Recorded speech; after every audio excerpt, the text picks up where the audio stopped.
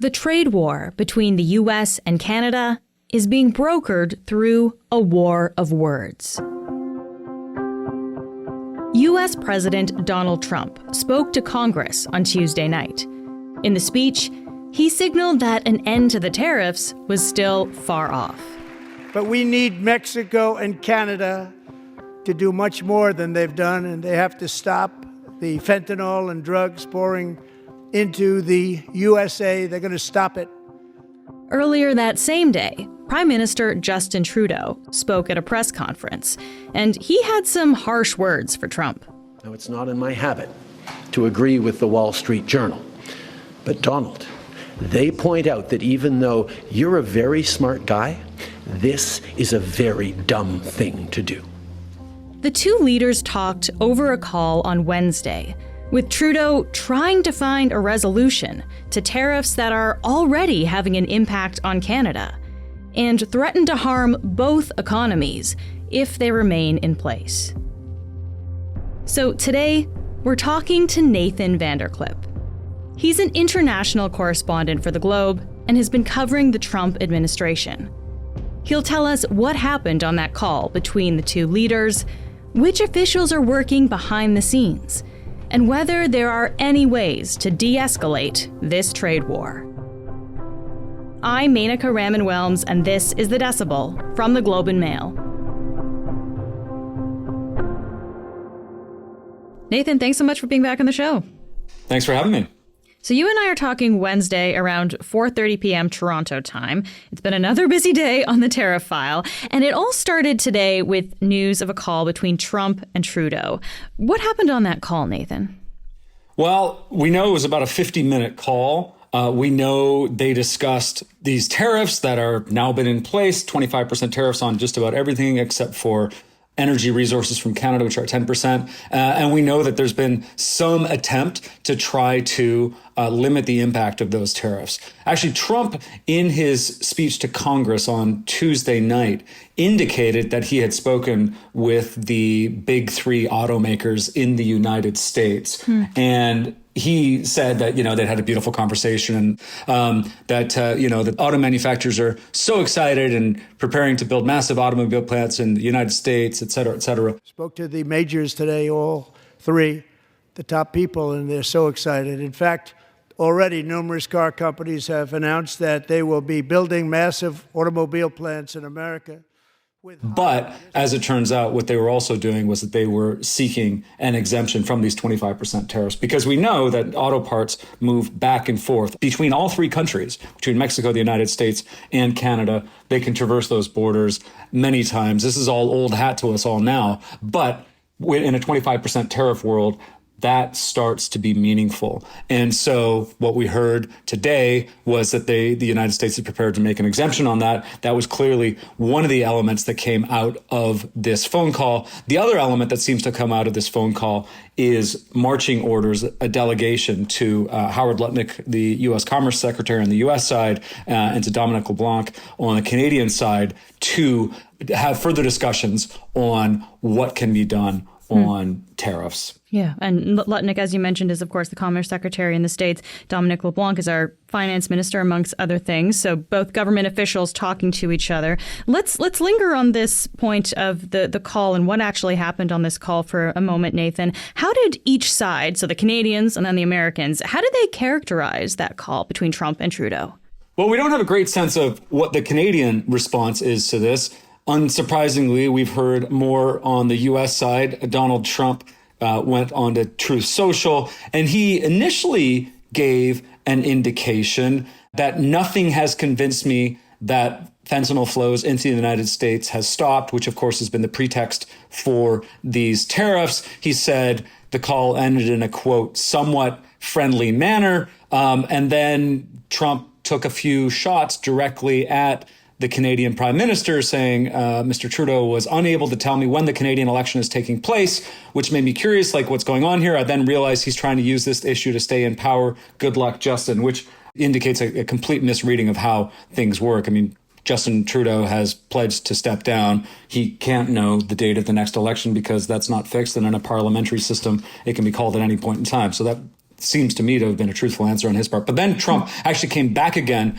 and then once again used the language that he's taken to using with Justin Trudeau, calling him a governor, obviously trying to diminish him, not using his title as a prime minister, and faulting Prime Minister Trudeau for causing the problems that the United States has on fentanyl and other narcotics, citing what he called weak border policies, which allowed tremendous amounts of fentanyl and illegal aliens to pour into the United States, policies, Canadian policies in this case, that Trump is holding responsible for the death of many people. And I think you and I could probably talk for many, many hours about the sort of logical loops that are involved in making that kind of statement and in holding another country responsible for your own domestic narcotics issues. But that's where we are rhetorically right now. What all of this means, whether all of this is genuine or a pretext for other things, I think is something we are still trying to work out day by day. Okay, yeah. So it sounds like Trump kind of took this opportunity, responding on Truth Social to this call, to take a few digs at Trudeau, reiterating this fentanyl issue, which we've talked a lot about as well, and we will talk about a little bit later too, Nathan. But the big news out of today, as we already touched on, was this pause for car manufacturers. So let's get into this a little bit more, because this is an important sector for both of our economies. But why specifically the auto sector? Like, why not other important sectors like the oil industry? Why did this one in particular get the carve out? Well, what we know is that there was a conversation between CEOs of car manufacturers and Donald Trump.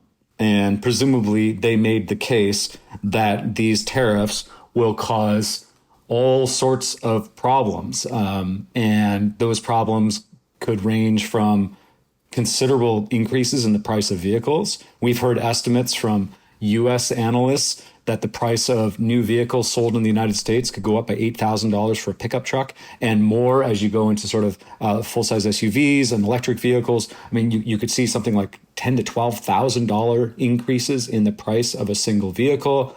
We've heard from the Canadian auto parts manufacturers that they fear that if these tariffs went in place, what you would end up with was a situation like we saw in some of the early days of COVID, where there were parts of auto manufacturing that just shut down. And so presumably they went and they made the case directly to Donald Trump about what the impacts of this would be. And he agreed to pause the tariffs there again for 30 days. So, I mean, it's one indication of how President Trump works, which we know he likes to speak with people directly. He likes to hear from them directly and can occasionally be persuaded to change course as a result of some of those conversations. What this means for other conversations, we don't know. We know that there are very senior members of Congress, for example, who represent farming states. Will they get Trump's ear and will they then push on that? Who knows? In some ways, what we might be seeing here sounds like it might be a reprise of some of what we saw with the initial round of steel and aluminum tariffs many years ago, where individual American companies were able to apply and get carve-outs. And there was a long, long process of people saying, hey, this doesn't work for us. Let's see if we can adjust this. And you end up with a rule that's strewn with loopholes. We'll see. But that appears to be where we are. You're referring to basically what happened during Trump's first term there. Exactly. Why a 30-day reprieve? What will be different a month from now, Nathan? Won't the pressure of a tariff in April be more or less the same? My sense is that what we're seeing here is an attempt to produce the intended effects of tariffs without their punitive effects on the United States economy.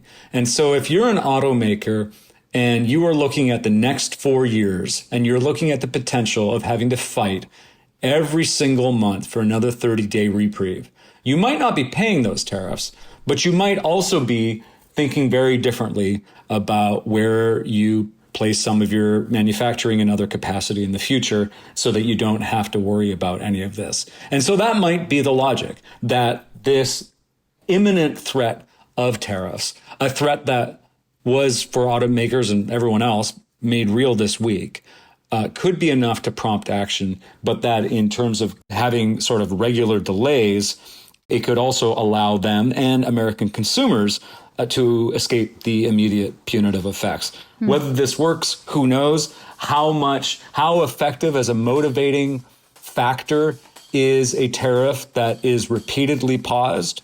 I mean, if we see it paused 3, 4, 5, 6, 7 times, is it then still a real threat, real enough to cause real changes in terms of capital allocations? I mean, building new factories isn't cheap. Acquiring land and do all those things and redirecting capital to build stuff that already exists, all of these things are financially punitive. And so we'll have to see where this goes. But when you look at the fact that there is a pause here as opposed to some sort of cancellation, that would seem to be one of the reasonable ways to understand this. I mean, it sounds like what you're saying here is that this kind of pause is, a way to actually create more uncertainty, really. This unpredictable situation becomes even more unpredictable. And I guess I wonder, how much of an impact does that kind of uncertainty have on people's jobs, also on the economy more broadly?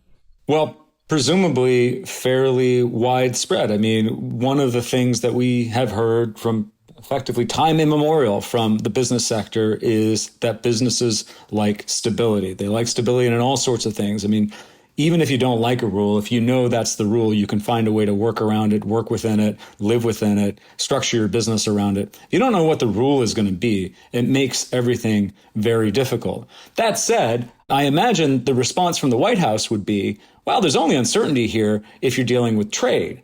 If you do your manufacturing in the United States, there's no uncertainty whatsoever for you. And that is effectively, at this point, the trade-off that's being offered. You can continue to do business as usual in a trading environment in an atmosphere of uncertainty, or you can start to bring stuff into the United States, build factories and this sort of thing in the United States, and receive more certainty in terms of what your life is going to be like in those terms. But presumably, all of this ends up in greater costs, whether that cost is in tariffs or that cost is in new capital investment costs. We'll be back after this message.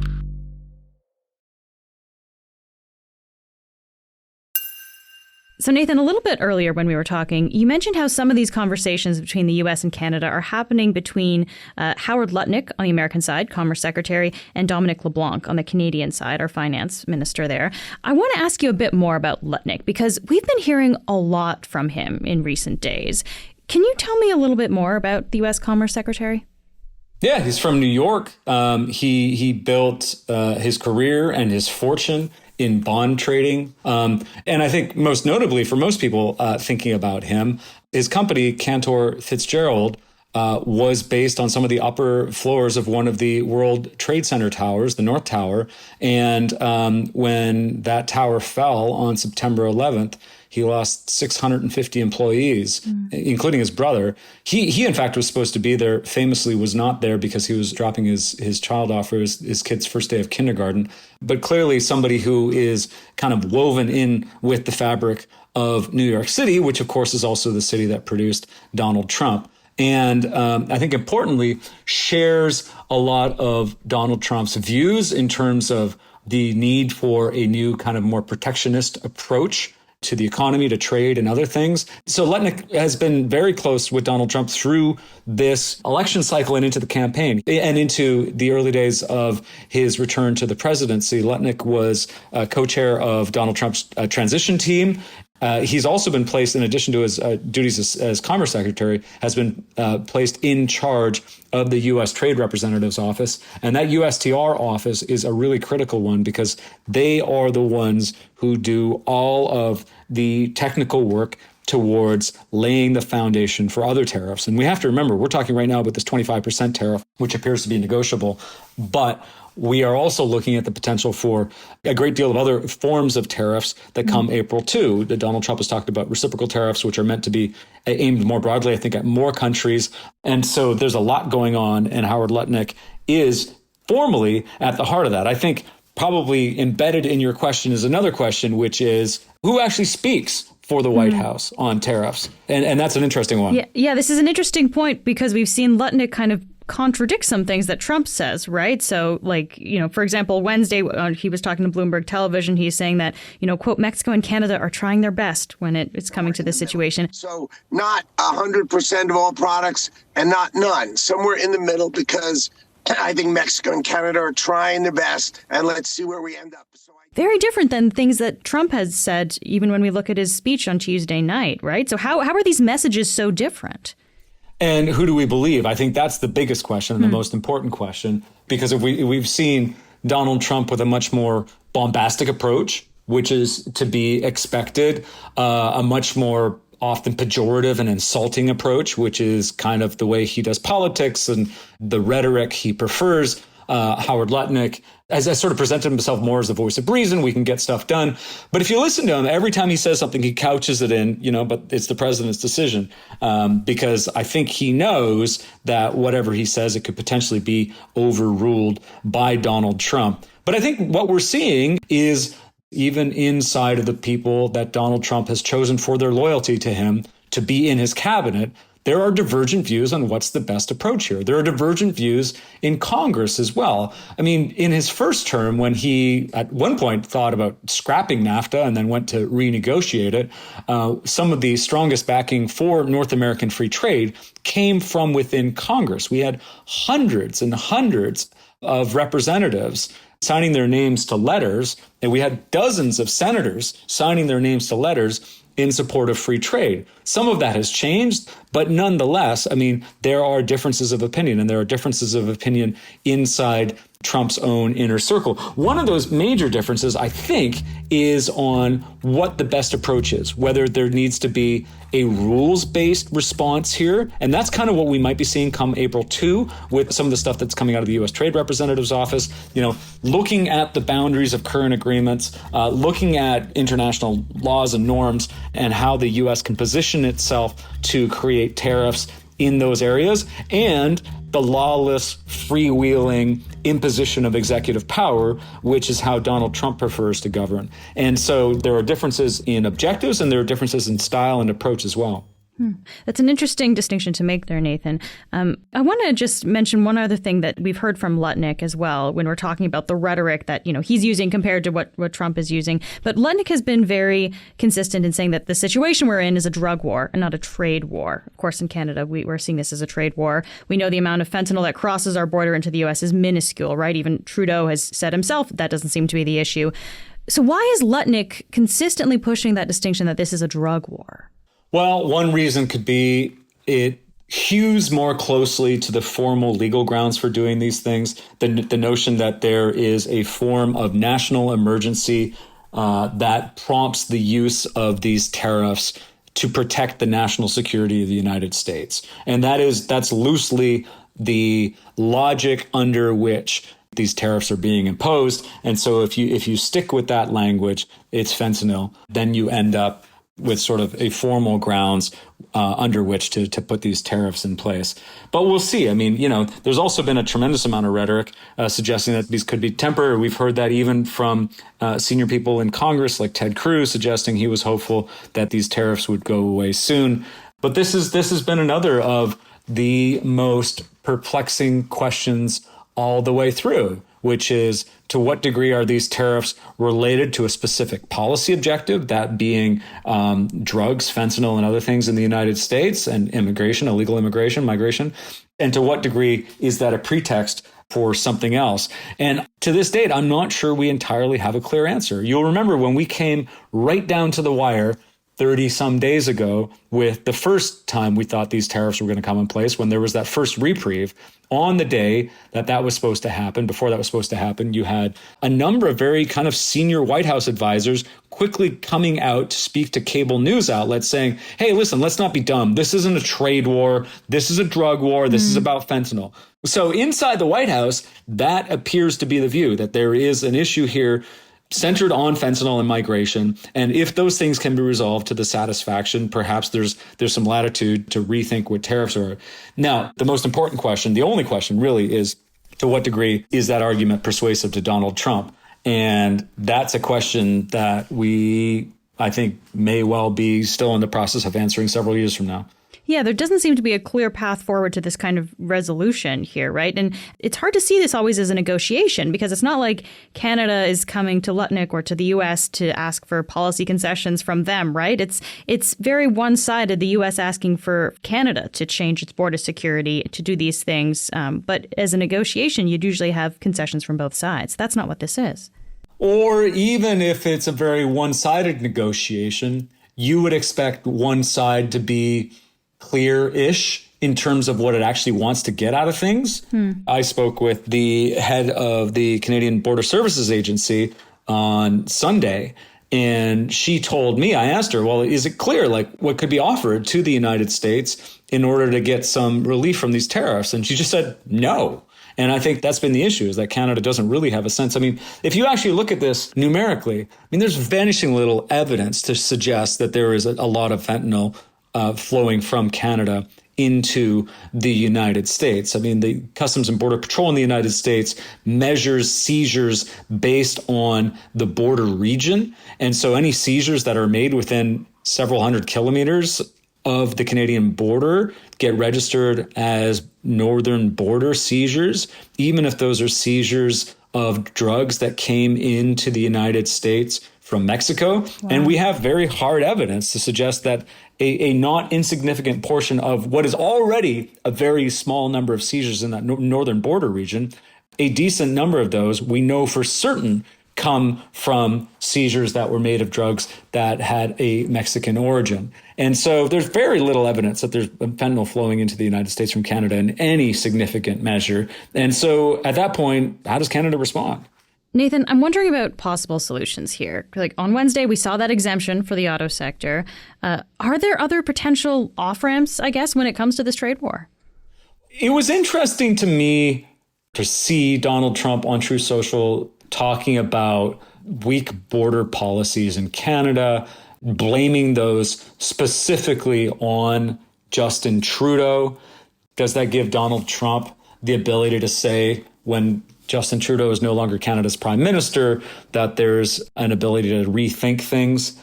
Does that mean that there is scope for Canada to say, hey, you know what, perhaps we have not been strong enough on certain areas when it comes to our own ports, to our own maybe even immigration policy? I'm speaking here informed by some of the conversations that I've had with people in the United States who are now in very senior roles in the government, who have said that their complaints about Canada when it comes to things like fentanyl extend beyond the physical trade in fentanyl. But there are bigger questions about the role that people on Canadian soil have played in terms of money laundering and in terms of being associated with the cash flows and in some cases even sort of the criminal hierarchies in the movement of drugs through North America. And so is he hinting at something like that in his statement when he's talking about weak border policies? Does that then provide some avenue for further conversations where Canada could do something that satisfies some demands from the United States while also perhaps actually having a win for Canada in terms of improved border policies? Potentially. But Canada responded the first time. We had the creation of a fentanyl czar, additional spending. They're trying to build a new drug identification lab and other things in Canada. And so all of these things have been offered, and these are not enormous offers, but they are material offers. So what, if anything, is enough? Who knows? I mean, if you're dealing with someone who is constantly moving the yardsticks on you, at some point you have to wonder if they're really dealing in good faith. And if they're not, then what do you do? I guess that's what I wonder, Nathan, right? Because this could be kind of almost like a never-ending list of grievances, right? Where does this actually end? Well, maybe this ends in Donald Trump's mind with Canada becoming the 51st state. He has made suggestions that there would be no issues with tariffs if trade between Calgary and Kansas City was internal trade as opposed to international trade. And so clearly this is something that he is thinking about, but that would be one potential outcome. And then presumably in between, there's all sorts of other options, one of which is this long, steady process of achieving carve-outs. And those carve-outs, in the end, getting you closer to where you were with free trade than perhaps a general 25% tariff. And perhaps that is a more realistic expectation of the way forward. Nathan, always good to talk to you. Thank you for being here. Thank you for having me.